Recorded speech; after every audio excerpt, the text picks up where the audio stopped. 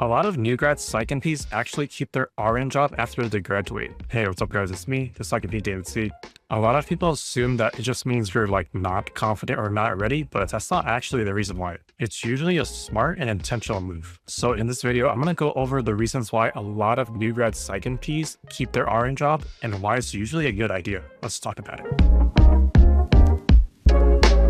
The first reason is financial stability. In reality, a lot of NP jobs don't pay immediately. NPs need to get credentialed with insurance companies before they're able to get paid by those insurance companies.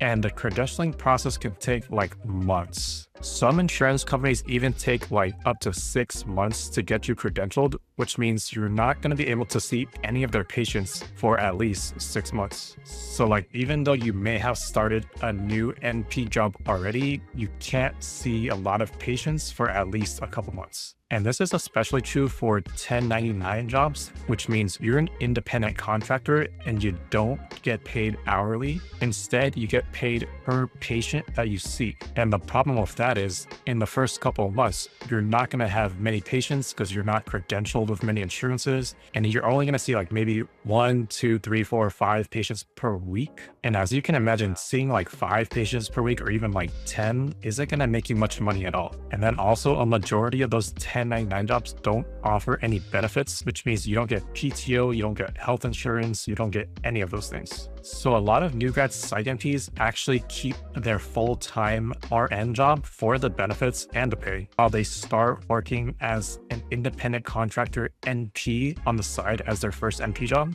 And then they kind of have to wait until they get more patients on their NP job to make enough money to actually get rid of their RN job, which may take months or even years. And another thing is the amount of RN experience that you have doesn't actually affect how much you get paid as a new grad NP. You could have 20 years of Psych RN experience and not get paid any more than somebody else who only has 2 years of Psych RN experience, because you're both going to be first-time NPs, so they don't take that factor into consideration. So essentially, keeping the RN job is guaranteed income.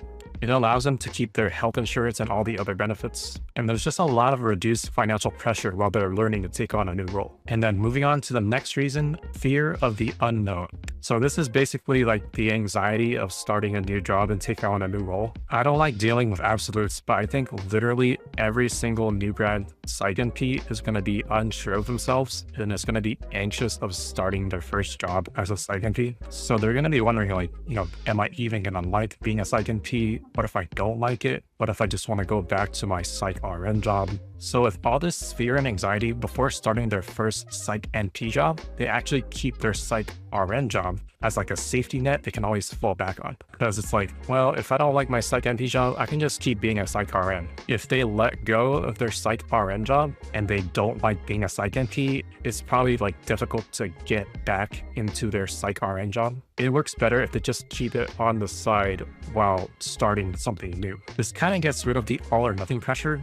They don't have to go all in on becoming a Psych NP, especially when they don't know how much they're going to get paid or how much they're going to like it and all that. And it just makes the transition feel a lot less risky. And moving on to the next reason, there's a steep learning curve. When you start your first NP job, you're going to learn so many things, especially things that they didn't teach you in school. You're learning so many different new things at the same time, prescribing medications, how to navigate a new EMR system, and just how to get your workflow down so you make the most efficient use of your time. So you're not staying over after hours finishing your documentation. You're going to be making so many more decisions than you do as an RN. When you're an RN and you see a new order from the doctor and you're all right, that sounds about right. And then you just carry out the order. That's easy. But when you first start as an NP, you're going to be okay, well, there's 5 different options of medications I could put this person on. Why would I choose this one over this one? And then that's a lot of decision making. And you're definitely going to have no confidence in yourself for the first couple months at least. So everything you do is going to take a lot longer. So actually, sometimes some people keep their RN job because it gives them a confidence booster. It reminds themselves that they are capable of,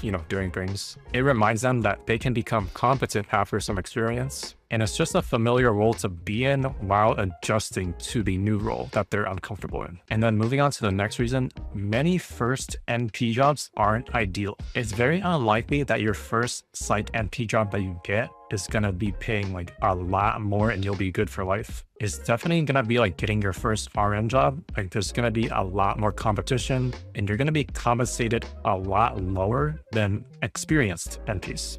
A lot of Psych NPs say their first job have like lower pay, less support, and they definitely didn't stay there for more than a few years. Here in Southern California, I've even seen Psych NP job listings that compensate as low as $120,000 a year, which is like really low for Southern California.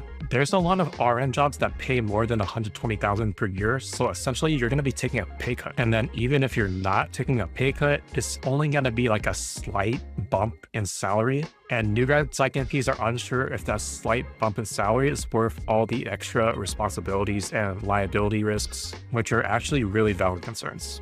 So basically, keeping their RN job is like keeping a backup plan. It provides them with some leverage so they're not like so desperate to find any Psych NP job, even if it pays very little. They can hold off a little bit longer and be a little bit more picky on which Psych NP job they want to pick as their first job. And it gives them the freedom to leave that first NP job if they find that that new job isn't very safe or supportive. I found that new grad Psych NPs usually leave their RN job about 6 months to a year after starting their first Psych NP job, but that timeline can definitely vary. Just because someone does it a little bit later doesn't mean they're less competent as a Psych NP. It's really more about like financial and emotional stability. It doesn't make sense to let go of your RN job sooner if it's providing you financial stability. So you definitely don't need to rush to transition from being an RN to becoming an NP. Safe growth beats fast growth every time. I want to know, did you yourself keep your RN job or are planning to keep your RN job after becoming an NP? Let me know in the comments down below. If you found this video helpful, make sure to like and subscribe. I do videos on psych stuff twice a week. I am also on TikTok and Instagram if you want to follow me over there at the Psych NP David C. I do medication management for adults living in California. If you're interested in booking with me, there's a link down below. And with that, your mental health just leveled up. You're welcome.